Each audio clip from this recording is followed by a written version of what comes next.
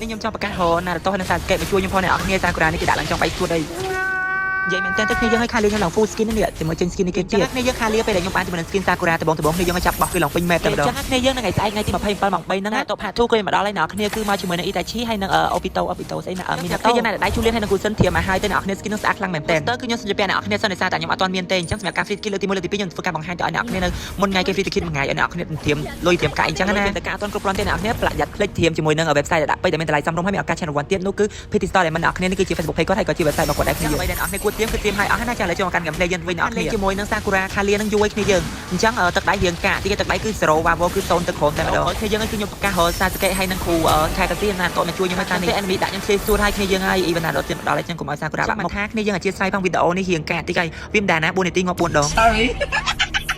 ហើយមួយទៀតគ្នាយើងឲ្យកតាដែលធ្វើឲ្យខ្ញុំនឹងងាប់4នាទី4ដងហ្នឹងគឺមកពីចុចអានេះ